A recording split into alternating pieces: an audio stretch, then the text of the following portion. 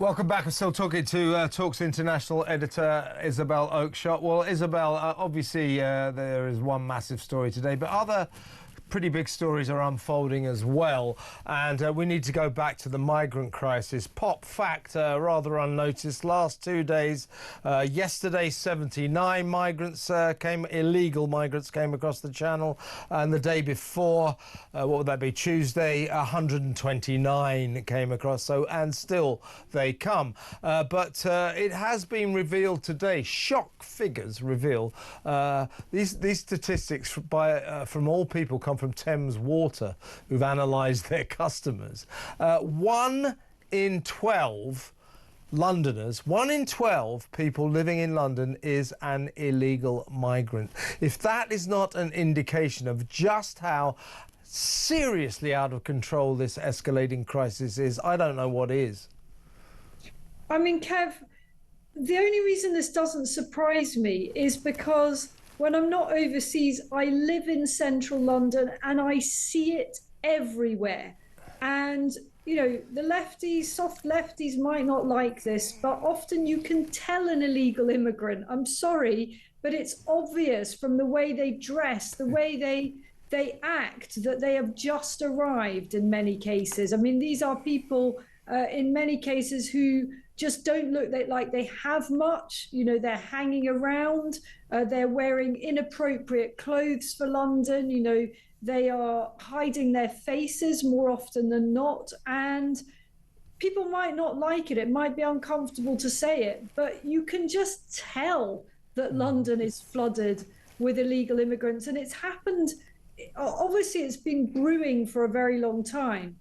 But the escalation of this in the last couple of years is so very, very in everybody's faces. Yeah. And look, this stuff matters because a city and a country disintegrates if it has vast numbers of people who are not properly part of the system. They're either taking from the system in one way through the benefits they rely on because they've got no way of contributing, or they're taking from the system in another way because they're working on the black market, because that is the only way they can, because they're illegal immigrants and they don't have the credentials to get a proper job.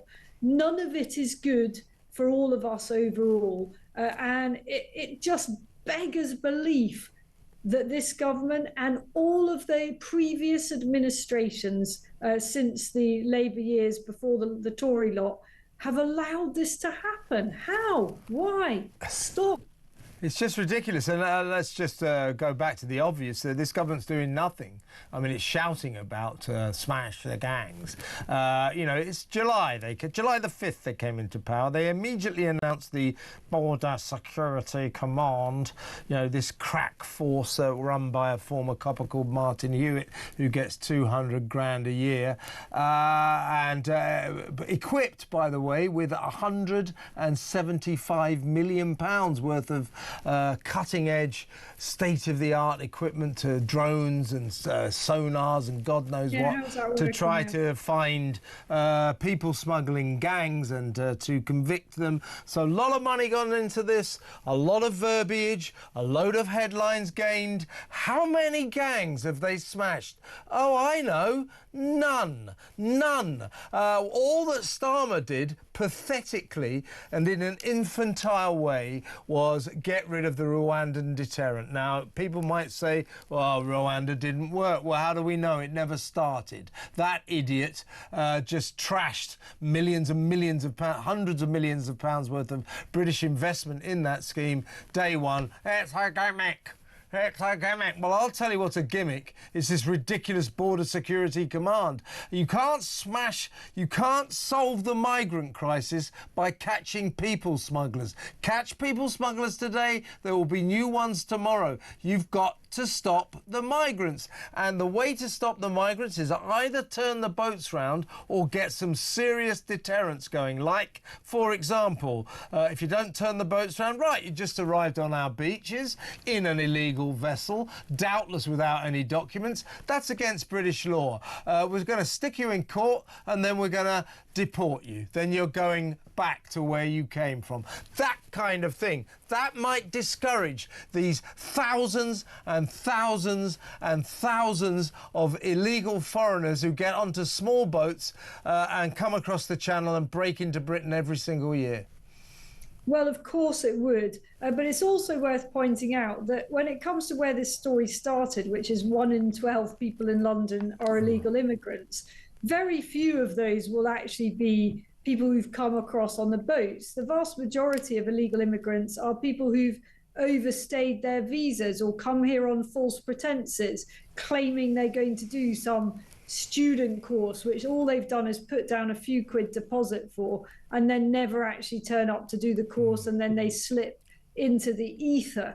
And none of this before someone writes in to complain is to be anti-immigrant. There's all sorts of amazing immigrants. Of course there are.